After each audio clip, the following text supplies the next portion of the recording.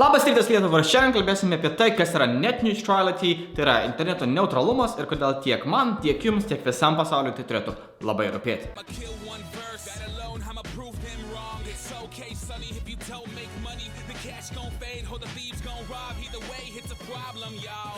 Tikrai nereiktų pamiršti, kiek gerų atsiminimų mums internetas davė. Niekad negalėsime, ko gero, išmesti iš savo galvos to žmogaus, kuris nusprendė, kad būtų labai gera idėja nerti į vandenį.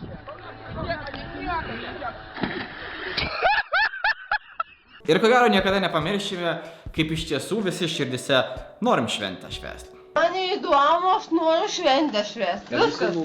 Aš noriu šventę švęsti. Ir modemo, ko gero, savo draugam niekad neskolinsim. Modemo man atiduok. Kada? Dabar! Dabar, Zachau! Duok dabar! Pasmaugsiu, naktį iš tave. Kas yra net neutrality? Lietuviškai interneto neutralumas ir kas tai iš tikrųjų yra? Idėja net neutrality yra ta, kad interneto tiekėjai negalės tau pasakyti, ką galėsi matyti greičiau, ką lėčiau, kokias naujienas galėsi gauti ir ko negalėsi gauti. Įsivaizduokit, jeigu nebūtų net neutrality, jūsų interneto tiekėjas galėtų pasakyti, kad jūs naujienas galite nuo šiandien gauti tik tai iš Delfi, jeigu norit gauti naujienas iš 15 minučių.lt, tada turėsit arba primokėti, arba iš 15 minučių jūsų internetas, straipsnis kraus kaip senais gerais laikais, kai atidarot nuotrauką ir pradeda kelti nuo viršaus ir taip labai lėtai. Automatiškai iš karto nenaudotumėt, nes Delfi krautų normaliai ir perėtumėt per Delfi. Interneto tiekėjai tikrai neturėtų turėti tokios teisės.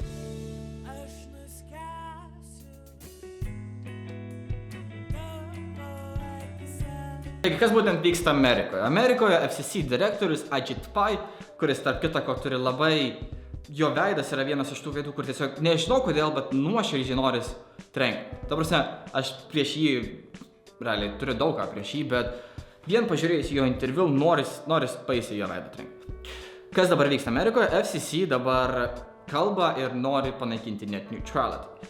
Ir jų pagrindiniai punktai yra tai, kad jeigu panaikinsim reguliavimus, tai interneto tiekėjai turės galimybę geriau plėtoti infrastruktūrą ir panašiai, nes galės tos didžiosios kompanijos, tarkim kaip Netflixas, Facebookas, Twitch'as ir panašiai, jie galės sumokėti interneto tiekėjams ir jie galės plėtoti infrastruktūrą ir padaryti internetą daug greitesnį. Ir jie sako, kad tikrai jokių būdų nebūtų lėtesnės juostos, interneto juostos, kur bus tik paprastiems žmonėms, kurie moka minimumą už savo internetą ir tada bus greitkelis tikrai tiem labai turtingiesiam. Ne, ką jie sako, kad bus ta pati juosta, tas pats greitis visiems ir staiga atsiras papildomas daug greitesnis internetas tiem didiesiam tikėjim ir kas nori papildomai sumokėti. Ir ko gero visi suprantame, kad tai yra didžiausias bullshit ir tai tikrai nebūtų, nes interneto tiekėjais ir didelėm įmonėm pasitikėti tikrai negalim. Nenoriu skambėti kaip vienas iš tų neigėjų, kad kapitalizmas yra šūdas ir tikrai nereiktų jo klausyti ir panašiai, bet didžiosios kompanijos, ypač Amerikoje, yra ne kartą ir ne du įrodžiusios, kad jom pasitikėti negali. Neseniai amerikiečiai padavė į teismą vieną iš savo interneto tiekėjų vien dėl to, kad jie specialiai ribojo prieigą prie League of Legends ir Netflix.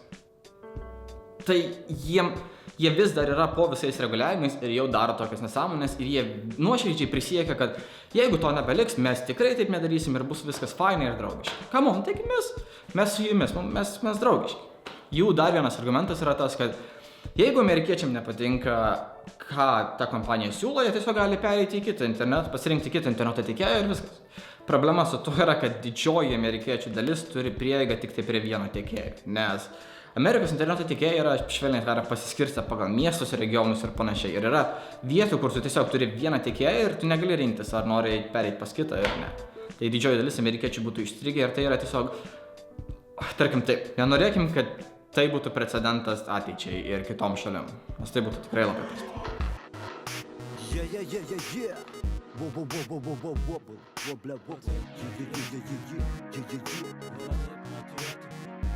Būtent tai vyksta dabar Amerikoje. Amerikoje vyksta daug diskusijų, ar internetas turėtų likti neutralus ar ne.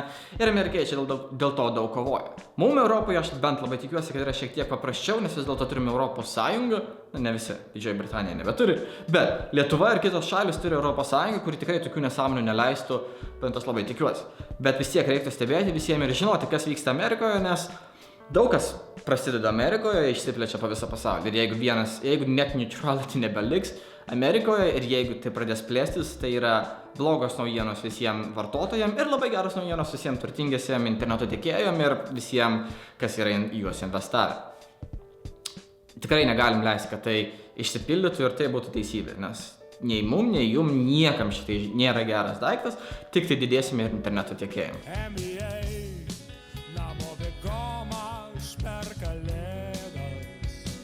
Vienas iš geriausių pavyzdžių, įsivaizduokite, kad jūsų interneto tiekėjas nusprendė pristatyti naują planą. Tai yra dabar kokie 2040-ieji, apie interneto neutralumą žmonės senai pamiršo ir interneto planai atrodo būtent taip. Paprastas planas, interneto planas, 15 eurų per mėnesį. Viskas labai gerai, galite naudotis Facebook'u, YouTube'u, teoriškai, Google ir Wikipedia. Ir, tarkim, Delphi, taip. Ir jeigu norit normaliai žiūrėti Netflix, už tai gausit mokėti 5 eurus per mėnesį, kad gautumėt Netflix package, Netflixo paketą.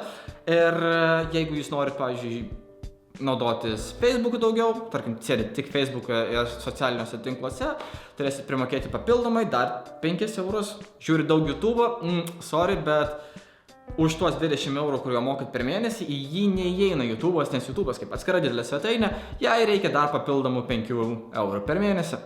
Ką padarys? Norit streamint? Kaip gaila, streaminimo paketas yra vis dėlto dar 5 eurai ir jeigu mėgstate žiūrėti filmus per Netflixą, tai bus papildomi 6 eurai, o jeigu mėgstate klausyti muzikos, tai Spotify'us jums ateis netgi 8 eurus. Nepamirškim, jeigu norit žaisti žaidimų, tai bus tik tai menki papildomi 10 eurų.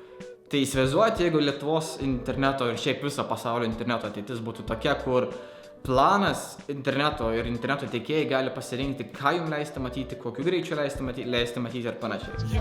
O jei šito per mažai, tai noriu dar sik pabrėžti, kur baigėsi naktis, ten visada ima brėkšti. Kodėl būtent mums tai svarbu? Įsivaizduokit lietuvišką pavyzdį. Tarkim, jeigu interneto tiekėjas koks nors nedidelis, tarkim Baltikum, Klaipėdos interneto tiekėjas, vakarų interneto tiekėjas, nusprendė, kad Delphi jiem sumokėjo nemažą bonusą metų gale ir išsivežė visus direktorius ir panašiai į Graikiją patostagauti.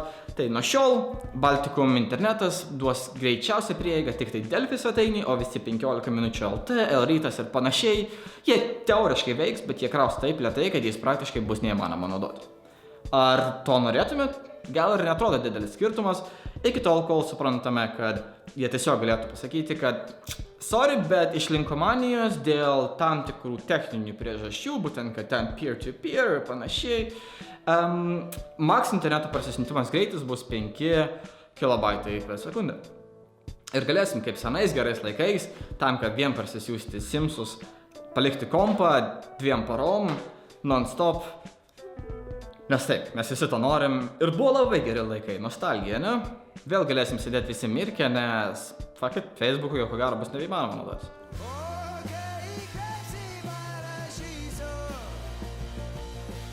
John Oliver padarė nuostabų video apie net neutrality, tai yra jau antrasis jo video, nes ši problema nėra nauja ir jie tęsiasi tam tikrą laiką. Tikrai rekomenduoju pažiūrėti ir aprašyme taip pat paliksiu daug kitų video ir svetainių ir pokalbių kambarių ir panašių dalykų apie net neutrality ir tikrai siūlau pasiskaityti ir pasidomėti, nes yra labai svarbus dalykas. Nepamirškit, kad didelė dalis interneto ir ypač YouTube'o kūrėjų yra iš Amerikos ir jeigu tai taps normalus dalykas Amerikoje, didelė tikimybė, kad daug tiekėjų nukentės ir gal nebematysime savo mėgstamiausių laidų.